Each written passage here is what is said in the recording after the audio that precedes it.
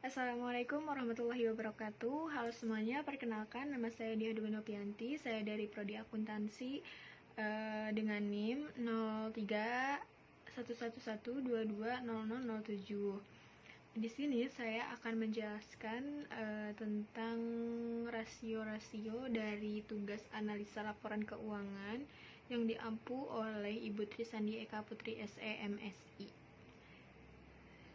Sekian, wassalamualaikum warahmatullahi wabarakatuh. Bismillahirrahmanirrahim. Kita mulai penjelasannya. Ini untuk laba ruginya di sebelah sini.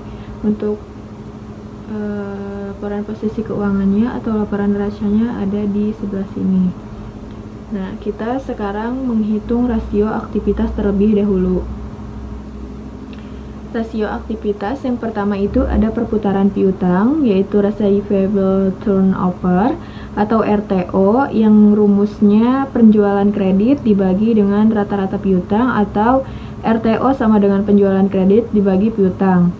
Nah, saya memakai rumus yang ini. RTO sama dengan penjualan kredit dibagi piutang. Untuk RTO-nya, untuk penjualan kreditnya, saya ambil dari penjualan bersih, pendapatan bersihnya, yaitu 208.635.910. Nah, ini sama. Lalu piutangnya diambil dari laporan neraca yang hanya piutang usaha saja, yaitu 52.787.094.669. Ya. Lalu dibagi penjualan kredit dibagi piutang, hasilnya sama dengan 3,95 dibulatkan jadi 39,5. Dibulatkan dari 3,95 jadi 4 kali. Terus untuk perputaran persediaannya atau inventory turnover, yang rumusnya adalah harga pokok barang yang dijual dibagi persediaan atau ITO sama dengan penjualan dibagi persediaan. Saya pakai yang penjualan dibagi persediaan. Untuk penjualannya itu dari pendapatan bersih, lalu persediaannya itu dari persediaan neraca. Nah, yang ini persediaan bersih 82.635.432.319. Lalu penjualan tersebut dibagikan dengan persediaannya, dapatlah hasil 2,52477753. Dibulatkan jadi 2,52, dibulatkan dari 2,52 jadi 3. Lalu tadi yang ketiga ya, yang ini sekarang yang kedua. Yang kedua itu hari rata-rata piutang. DOR sama dengan piutang rata-rata dikali 360 dibagi penjualan kredit, atau DOR sama dengan jumlah hari dari 1 tahun dibagi perputaran piutang. Tadi kan jumlah hari dari 1 tahun itu kan 360, terus perputaran piutangnya tadi 4. Nah, ini 4. Jadi DOR-nya atau hari rata-rata piutangnya adalah 90 hari. Lalu yang ketiga tadi sudah dijelaskan. Ini yang keempat, hari rata-rata persediaan. Sama seperti yang ini, rumusnya itu jumlah hari dari 1 tahun dibagi perputaran persediaan. Jumlah hari dari 1 tahunnya 360 dibagi 3, karena ini hasil dari perputaran piutangnya 3. Jadi hari rata-rata persediaannya adalah 120 hari. Lalu ada yang kelima, perputaran modal kerja atau WCTO atau Working Capital Turnover, yang rumusnya adalah penjualan bersih dibagi modal kerja rata-rata, atau WCTO sama dengan penjualan bersih dibagi modal kerja. Saya memakai rumus yang penjualan bersih dibagi modal kerja. WCTO penjualan bersihnya dari pendapatan bersih, lalu modal kerjanya dari total ekuitas. Total ekuitas yang ini 200 total ekuitasnya 200.674.954.592. Nah, ini. Lalu dibagi penjualan bersih dibagikan modal sama dengan hasilnya 1,0396709. Dibulatkan 1,04 jadi 1 kali. Lalu untuk yang keenam, fixed asset turnover atau FATO. FATO sama dengan penjualan atau sales dibagi total aktiva tetap atau fixed asset. Penjualannya dapat dari pendapatan bersih, terus dibagi total aktiva tetapnya. Total aktiva tetapnya 323.165.288.506. Nah, ini. Lalu hasilnya 0,6456012 dibulatkan 0,65 jadi 1 kali. Lalu yang ketujuh, total asset turnover atau TATO sama dengan penjualan atau sales dibagi total aktiva. TATO-nya penjualan salesnya tadi sama dengan yang atas ya. Lalu dibaginya dengan total aktiva. Total aktiva berarti jumlah asetnya 466.022.798.636. Nah, ini. Lalu hasilnya 0,4476946 dibulatkan jadi 0,45 kali.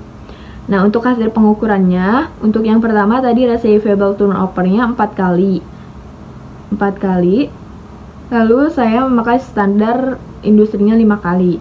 Lalu ada days of receivable-nya tadi dapat 90 hari. Standar industrinya 120 hari. Lalu yang ketiga inventory turnover. Inventory turnover-nya 3 kali.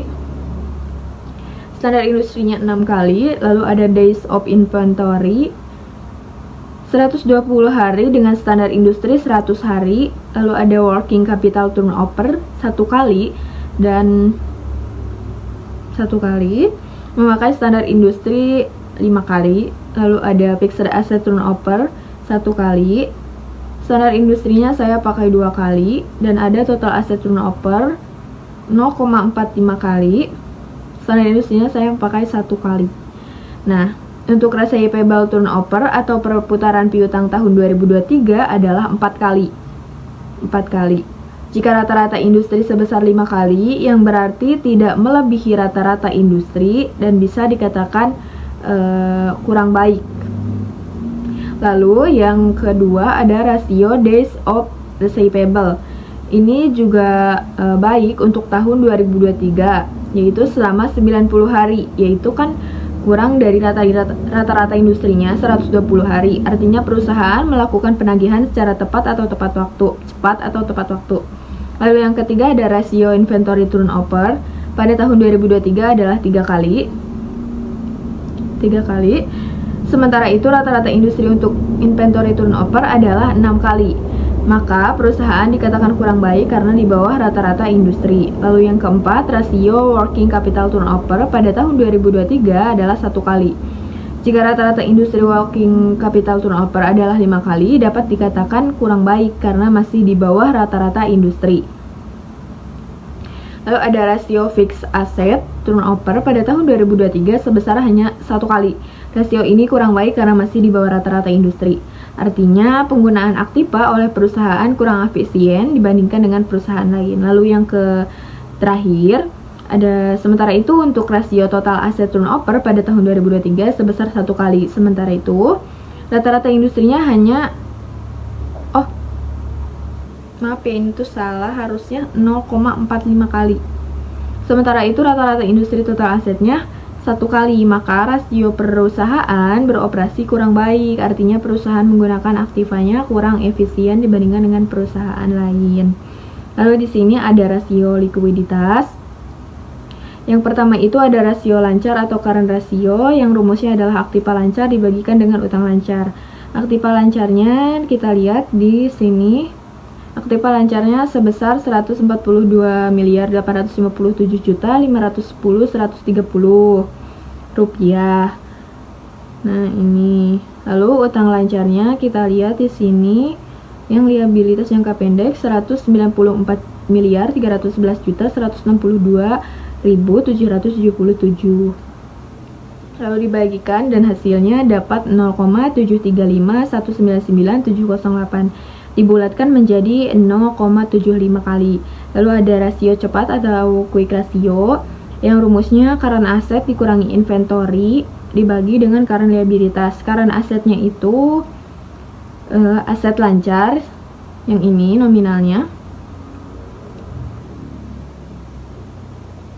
Yang ini, maaf. Lalu ditambahkan dengan inventory. Inventory di sini nah ini persediaan bersihnya 82 miliar sekian. 82 miliar sekian dibagi dengan current liabilitasnya yang ini. Jadi hasilnya 0,3099259981. Dibulatkan menjadi 0,40 kali. Lalu ada rasio kas atau cash ratio. Cash ratio ada dua rumus. Yang pertama itu ada sama dengan cash or cash equipment dibagi dengan current liabilitas, atau cash ratio sama dengan kas dan bank dibagi dengan current liabilitas. Cash rasionya kas dan banknya itu sebesar 920 sekian, dan current liabilitasnya tadi sudah ini current liabilitasnya 194 miliar sekian. Hasilnya adalah 0,0047375, dibulatkan jadi 0,0047 atau 0,47%. Lalu di sini ada rasio perputaran kas. Rasio perputaran kas yang rumusnya penjualan bersih dibagi modal kerja bersih atau aktiva lancar dikurangi dengan utang lancar. Penjualan bersihnya dapat dari pendapatan bersih. Aktiva lancar dikurangi utang lancarnya itu sama dengan segini, minus 51.453.652.647 rupiah. Nah hasilnya ini minus 4,0548311678. dibulatkan dari minus 4,05 atau jadi minus 405%. Lalu ada inventory net to net working capital atau inventory TWC. Itu rumusnya inventory dibagi dengan current asset dikurangi current liabilitas. Inventory-nya tadi sudah kita lihat ada 82 miliar sekian, lalu current assetnya juga tadi sudah kita lihat 142 miliar sekian, lalu dikurangi dengan current liabilitasnya 194 miliar sekian. Nah hasilnya ini adalah minus 1,6060016834 dibulatkan jadi minus 1,61 atau minus 161% kali. Lalu di sini ada hasil pengukurannya. Untuk rasio lancarnya itu 0,75 kali. Ini. Standar industrinya saya memakai 0,50 kali. Lalu ada rasio cepatnya. Rasio cepat atau quick rasionya tadi hasilnya 0,40 kali, dengan standar industri 0,25 kali. Lalu ada rasio kas. Rasio kasnya itu ada 0,47%, dan standar industrinya saya memakai 0,30%. Lalu ada rasio perputaran kas tadi yang sudah kita hitung, itu hasilnya 405%. Saya memakai standar industri 405% juga. Untuk inventory to net working capital itu hasilnya 161%. Standar industrinya minus 150%. Nah ini untuk kesimpulannya, rasio lancar atau current ratio dapat dilihat dari tabel current rasionya sebanyak 0,75 kali. Hal ini dapat dikatakan memuaskan karena berada di atas rata-rata industri. Jika standar rata-rata industri untuk current ratio adalah 0,50 kali, karena rasio perusahaan tersebut pada tahun 2023 dikatakan baik. Lalu ada hasil rasio cepat atau quick ratio. Pada tahun 2023 rasionya cepat. Rasio cepatnya adalah 0,40 kali. Jika standar rata-rata industri untuk quick ratio adalah 0,25 kali, maka kondisi perusahaan dapat dikatakan cukup memuaskan. Jika rata-rata industri rasio kas 0,30%, Perusahaan berada dalam memuaskan karena masih di atas rata-rata industri. Terus hasil pengukuran rasio perputaran kas pada tahun 2023 rasionya sebesar minus 405%. Jika standar rata-rata industrinya minus 405% juga memuaskan karena sama dengan rata-rata industri. Lalu ada hasil pengukuran inventory to net working capital pada tahun 2023 adalah minus 161. Jika rata-rata industri inventory to net working capital adalah 150%, rasio untuk tahun tersebut berada dalam posisi yang baik karena di atas rata-rata industri. Selanjutnya ada rasio solvabilitas. Rasio solvabilitas ini yang pertama ada debt to asset ratio yang rumusnya total debt dibagi total aset. Total debt itu total utang dibagi total aset. Total utangnya kita lihat di sini jumlah liabilitas 265 juta 5 miliar sekian. Terus total asetnya kita lihat di sini total aset 466 miliar sekian. Nah, mendapatkan hasil 0,5693881118 dibulatkan jadi 0,57 atau 57%. Lalu ada debt to equity ratio yang rumusnya total utang dibagi dengan ekuitas. Total utangnya tadi sudah kita lihat 265 juta 5 miliar sekian, dan ekuitasnya itu total ekuitasnya 200 miliar sekian. Nah, dibagi jadi hasilnya 1,322276836 dibulatkan jadi 1,32 atau 132%. Lalu ada yang ketiga, ini long term debt to equity ratio yang rumusnya long term debt dibagi equity. Long term debt itu liabilitas jangka panjang. Liabilitas jangka panjangnya 71 miliar sekian. 71 miliar sekian dan equity-nya tadi sudah kita lihat tuh 200 miliar sekian. Nah, jadi hasilnya 0,353988775 dibulatkan jadi 0,35 atau 35%. Lalu yang keempat ini ada time interest earned.